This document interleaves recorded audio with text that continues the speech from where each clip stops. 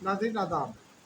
वो कहते हैं ना, मैं किसके हाथ पे अपना लहू तलाश करूँ, तमाम शहर में पहने हुए हैं दस्ताने। आज आज़ाद कश्मीर में यही हुआ। आग और खून की होली खेली जा रही है, खेल खेला जा रहा है। किसकी जानिब से खेला जा रहा है, इस पर बात करनी है। उसके अलावा पार्लियामान में एक बार फिर आ, संजीदा गुफ्तगू होते होते अचानक हंगामा आराई शुरू हो गई और फिर ख्वाजा आसिफ ने मुतालबा किया है एक बार फिर से कि जिस डिक्टेटर ने भी आइन तोड़ा है उस पर आर्टिकल 6 लगाया जाए। उमर अयूब ने उसका जवाब दिया, अपोजिशन ने एहतजाज किया। इस दरमियान में एक और बदकिस्मत वाक़या हुआ कि गाली भी बक दी गई। उसकी तफसीलात आपको बताएंगे। इमरान खान ने जो मुसलसल बात कर रहे हैं मीडिया के साथ और पाबंदियों का कब जो है वो पीटीआई शिकायत भी करती है, उनकी बहनें शिकायत करती हैं, उनकी पार्टी करती है। उन्होंने दो बार हवालों से, बल्कि 3 हवालों से गुफ्तगू की है मीडिया से आज। उन्होंने क्या कहा, इस पे बात करेंगे और फिर नवाज शरीफ के हवाले से आपको अहम खबर देंगे। नाज़रीन, आज़ाद कश्मीर से शुरू कर देते हैं। पिछले कई रोज़ से एक यूँ समझिए कि हंगामी सूरत हाल से दो चार है ये खिता। जन्नत नज़ीर वादी है, वाकई इसमें कोई शक नहीं है। मैंने बारहा देखा है, बहुत खूबसूरत इलाका है। अक्सर लोग बाहर है, खुशहाली भी निस्बतन पाकिस्तान की निस्बत ज़्यादा है। कश्मीरियों को खुसूसी हैसियत की बिना पर, क्योंकि तनाज़ा कश्मीर का पार्ट है आज़ाद कश्मीर भी, तो उनको एक खुसूसी इस्तिस्ना भी हासिल है। यानी पाकिस्तान में वो ड्यूल वोट का हक़ रखते हैं। पाकिस्तानी कश्मीरी पाकिस्तान में जायदाद खरीद सकते हैं, पाकिस्तानी कश्मीर में जायदाद नहीं खरीद सकते, और ये दुरुस्त भी है। वहाँ लॉन्ग मार्च का ऐलान किया गया था, मुज़ाकरात हो रहे थे आटे की सब्सिडी और बिजली की कीमत पर। फिर अचानक मुज़ाकरात ख़त्म कर दिए गए एक जानिब से, और एक्शन कमेटी ने ऐलान कर दिया कि वो लॉन्ग मार्च करेगी। और लॉन्ग मार्च के आगाज़ में एक पुलिस एहलकार को शहीद किया गया और अख्ताम पर 3 नौजवान जान से चले गए। ये बहुत ही बदकिस्मत बात है, क्योंकि आज़ाद कश्मीर जो खित्ता है वो बेस कैंप है पाकिस्तानियों की नज़र में भी, और आज़ाद कश्मीर के शहरियों की नज़र में भी मकबूजा कश्मीर की आज़ादी का। भारत कल से वावेला किए हुए है। भारतीय मीडिया को अगर आप देखें तो ऐसा लगता है जैसे कश्मीर में एहतजाज के अलावा दुनिया में कोई काम नहीं हो रहा। उस सूरत हाल में जब भारत इसका फ़ायदा उठा रहा था, मुज़ाकरात को तोड़ना जो है वो सवालिया निशान ज़रूर है, क्योंकि मुतालबात आखिर में तब्दील कर दिए गए थे। एक मुतालबा आटे की सब्सिडी पर बात हो रही थी, दीगर मामला पर भी बात हो रही थी। 1 साल से कश्मीर से जो है वो यूँ समझिए कि एक सिविल नाफरमानी की तहरीक जारी थी। बिल्कुल नहीं पे किए जा रहे थे। आज एक कश्मीरी दोस्त ने बताया कि मीलों तक के इलाकों में घरों में अक्सर मीटर नहीं होते। जिस घर में मीटर होता है वो पूरे इलाके में मीटर वाला घर के नाम से मशहूर होता है। ऐसी सूरत में जब आपको बिजली भी सस्ती मिल रही है, आप बिल ना दें, और फिर जब बिल दें और उसमें इजाफा हो थोड़ा बहुत, तो आप एहतजाज करें, ये तो सोचने की बात है। लेकिन रियासती अमलदार जो होते हैं, एहलकार जो होते हैं, उनके लिए भी ज़रा सोचने की बात है कि 1 साल से ये मामला था, आज़ाद कश्मीर हुकूमत ने 1 साल में क्या किया। ये एक अहम सवाल है। इस पर कभी वज़ीर-ए-आज़म आज़ाद कश्मीर से बात हुई तो ज़रूर उनसे पूछेंगे, क्योंकि कल जब एहतजाज शुरू हुआ तो वज़ीर-ए-आज़म पाकिस्तान आज़ाद कश्मीर पाकिस्तान में थे। उनके बारे में उनके करीबी नाक़दीन जो हैं वो हमेशा ऐसी बात ही करते हैं। वो कहते हैं कि जनाब वो लोगों से नहीं मिलते। जो उनके इत्यादी हैं वो उनको उनसे कोई शिकायत नहीं है, उनसे वो मिलते भी हैं, बात भी सुनते हैं। हर हुक्मरान में वो इंसान होता है, कुछ ना कुछ खामी खूबी ज़रूर होती है। कोई खूबी होगी जो उनकी हुकूमत चल रही है इस वक्त तक। लेकिन वो कल भी मेरा ये ख्याल था कि उनको लीडिंग फ्रॉम दी फ्रंट का जो है ना किरदार अदा करते हुए सामने आना चाहिए था। वो सामने आए लेकिन ज़रा सा लेट आए, और वजह उसकी बिल्कुल जेन्युइन वजह थी कि वो कल दिन भर इस्लामाबाद में मुख्तलिफ किस्म की मुशावरतों में मसरूफ़ रहे।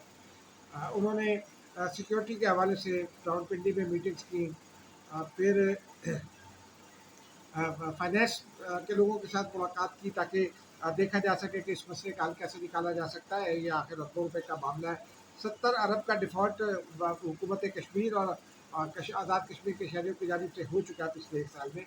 وہ آپ کے یہ جو سرکولر ڈیٹ کا پارٹ بن گیا ہے. یہ بھاری رقم ہے. لیکن گزشتہ روز پھر افغان صدر میں بھی اجلاس ہوا. 3-4 اجلاس ہوئے اسلام آباد اور راول پنڈی میں کشمیری قیادت کے ساتھ, اور اس میں اس مسئلے کا حل نکالنے کی کوشش کی گئی. اور کل رات تک یہ فیصلہ کر لیا گیا کہ کیا کرنا ہے.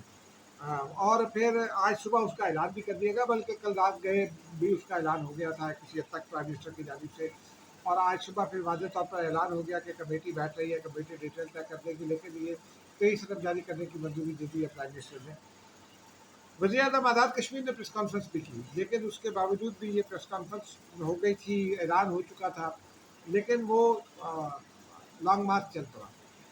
اب ایک حلقہ یہ کہتا ہے کہ لانگ مارچ کی جو قیادت ہے, جو ایکشن کمیٹی, عوامی ایکشن کمیٹی, اس کے علم میں یہ بات تھی کہ معاملہ طے پا گیا ہے. رات گئے فیصل راٹھور کا ایک اسٹیٹمنٹ آیا تھا کہ مذاکرات جاری اور کل ہم ان کو آگاہ کر دیں گے, مذاکرات کامیاب ہو جائیں گے, اور یہ فیصلہ کر لیا گیا ہے. اس کے باوجود بھی آج لانگ مارچ کا آغاز کر دیا گیا, اور پھر لانگ مارچ کا آغاز کیا گیا. نوجوان اشتعال میں تھے.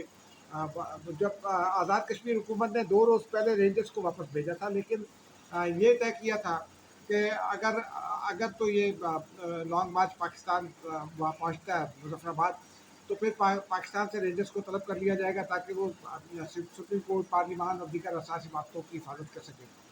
رینجرز کو کل طلب کر لیا گیا تھا, کل رات کو ریکروٹ کر دیا گیا, لیکن آج صبح میری ایک صاحب سے بات ہوئی, ان کا یہ کہنا تھا کہ آج صبح ہم رینجرز کو پیغام دینے میں مس کمیونیکیشن کچھ ہو گئی, ہم اس کو واپس نہیں کر سکے. رینجرز کو ٹائملی کر دینا چاہیے تھا, ان کا یہ کہنا تھا, کیونکہ رینجرز جب سامنے آئے تو جو نوجوان تھے ان میں کچھ شرپسند تو لازمن ہے نا, وہ پاکستان کے سیاسی شرپسند ہے یا بھارت ہے, یہ فیصلہ تو تحقیقات کے سامنے آئے گا. لیکن رینجرز کی گاڑی پر اٹیک کر دیا گیا, گاڑی کو آگ لگا دی گئی. اب جب آپ رینجرز پر اٹیک کریں گے تو جواب میں بھی ظاہر سی بات ہے کچھ نہ کچھ ہوگا اپنے بچاؤ کے لیے, رینجرز بھی کریں گے, پولیس ہو تو پولیس بھی کرتی ہے.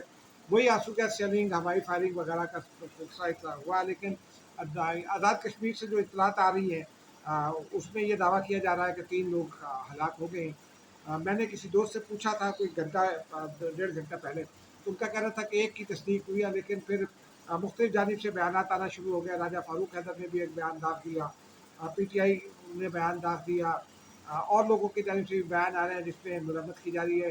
اور رینجرز اس وجہ سے شاید پریشر میں فیل کر رہے ہیں, لیکن جو بنیادی بات ہے, میں نہ رینجرز کی سائڈ پر ہوں نہ پبلک کی سائڈ پر ہوں, میرا کام ہے رپورٹ کرنا. اگر وائلنس میں, اور میں نے تقریباً 100-150 ایسے پولیٹیکل وائلنس کے جو واقعات ہیں ان کو رپورٹ کیا ہے. جو سیکورٹی فورسز ہوتی ہیں وہ always law and order maintain کرنے کے لیے آتی ہیں, ان کو فائرنگ کرنا پڑتی ہے, ہوائی فائرنگ کرتے ہیں اکثر. بعض اوقات دو بدو مقابلہ بھی ہو جاتا ہے اگر سامنے والا اسلحہ استعمال کر رہا ہو, رینجرز ہوں یا پولیس ہو, وہ اپنے بچاؤ میں براہ راست فائرنگ بھی کرتے ہیں تاکہ لوگ ڈسپرس ہو جائیں. اور اس میں یہ کوشش کی جاتی ہے کہ گولی کسی کو لگے نہ لگے, تو شاید ٹانگ میں لگے یا بندہ زخمی ہو جائے, یہ بات ضرور کوشش کی جاتی ہے. لیکن رینجرز پر جب آپ اٹیک کریں گے اور آپ وہاں, تو پھر رینجرز اپنے بچاؤ میں کچھ تو کریں گے, یہ ایک بنیادی فلسفہ ہے. یہ ہوا, اور لیکن اس کا ذمہ دار کون ہے؟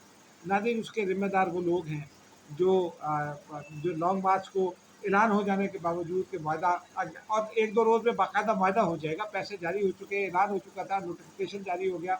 آٹا جو ہے آزاد کشمیر میں 20 کلو کا آٹا 1000 روپے میں تھیلا ملے گا, 1 من آٹا 2000 روپے میں ملے گا. پاکستان میں کہیں, پورے پاکستان میں آپ یہ نہیں دکھا سکتے. پاکستان گندم پیدا کرتا ہے, پاکستان میں یہ نہیں دکھا سکتے. پنجاب میں نہیں ہے, سندھ میں نہیں ہے, خیبر پختونخوا میں نہیں ہے, بلوچستان میں نہیں ہے. بجلی کی پیداوار میں 3 روپے کا یونٹ ان کو ملے گا, 3 روپے کے حساب سے ٹیکسز بھی لگیں گے. کتنا بل دے دیں گے آپ؟ پھر 300 میگا واٹ آپ کی ضرورت ہے. میں نے کل بھی آپ کو بتایا تھا, آج دوبارہ ریپیٹ کر دیتا ہوں کہ بڑے بڑے گھر ہیں, میلوں دور تک بجلی چوری ہوتی ہے, کہ دیہات کے دیہات بجلی چوری کرتے ہیں. اس کے باوجود آپ کو کچھ نہیں کہا جاتا. آپ کے گھر خالی رہتے ہیں, آپ بجلی استعمال کرتے ہیں, بل آپ نہیں بھرتے, چوری بھی کرتے ہیں, اور پچھلے 1 سال سے تو باضابطہ طور پر آپ بل نہیں دے رہے. تو یہ سوچنا چاہیے تھا کہ یہ ریاست کو کہاں لے جانے کی کوشش ہے. ناظرین, بہرحال اب اطلاعات یہ ہے کہ لاشیں سڑک پر رکھ کر احتجاج کیا جا رہا ہے. اللہ کرے کہ سینٹی پریویل کرے. اب حکومت کے اقدامات کے نتیجے میں امن آنا چاہیے, اور مجھے امید ہے کہ کل جو اقدامات سامنے آئیں گے اس پہ عمل ہو جائے گا. اب ناظرین ذرا اگلی خبر کی جانب چلتے ہیں. آج پارلیمان میں بہت دھواں دار ڈبیٹ ہوئی. ایک تو کھیل داس کوہستانی ہے, نون لیگ کے اقلیتی رکن ہیں, उन्होंने स्पीकर को शिकायत की कि मुझे गाली बकी गई है। स्पीकर ने आमिर डोगर जो है चीफ सुनीताज काउंसिल के पीटीआई से उनका ताल्लुक है, पीटीआई बैक डैमेन है ये सारे। उन्होंने उनसे कहा कि आमिर डोगर साहब ये क्या हो रहा है, अगर ऐसे होगा तो फिर मैं इजलास 2 रोज़ के लिए मुलतवी कर दूँगा और आप बात नहीं कर सकेंगे। फिर खैर स्पीकर ने कोहिस्तानी साहब से कहा कि वो लिख कर दे कि गाली क्या क्या गाली दी और किसने दी है।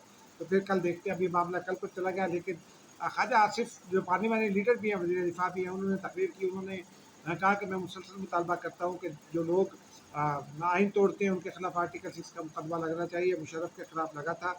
उन्होंने कहा कि गौहर अयूब मुशर्रफ के साथ थे, मुशर्रफ के नीचे वज़ीर आज़म थे शौकत अजीज़, और शौकत अजीज़ के नीचे वज़ीर थे गौहर अयूब। और उस पर गौहर अयूब, माफ़ कीजिएगा, उमर अयूब। उन्होंने गौहर अयूब का नाम लिया जो उमर अयूब के वालिद अयूब खान के साहबजादे। उन्होंने कहा उनकी मैं बहुत इज़्ज़त करता हूँ क्योंकि वो ऑनरेबल आदमी हैं, और अब तो मरहूम हो गए वो। ताहम उन्होंने ये कहा कि अयूब खान को चाहे कब्र से निकाला जाए, उन पर आर्टिकल 6 लगा कर के उनको कब्र से निकाल कर क्यों ना लटकाना पड़े, ज़रूर लटकाने में मिसाल बनाए। उनका ये कहना था कि पाकिस्तान में पहली बार आइन उन्होंने तोड़ा, अयूब खान ने, और फिर ये सिलसिला चल निकला। उन्होंने कहा तमाम डिक्टेटर्स को बिला तखसीस जो है करना चाहिए। उस पर गौहर अयूब भी शोर शराबा करने लगे। स्पीकर के साथ कुछ तल्ख कलामी हुई।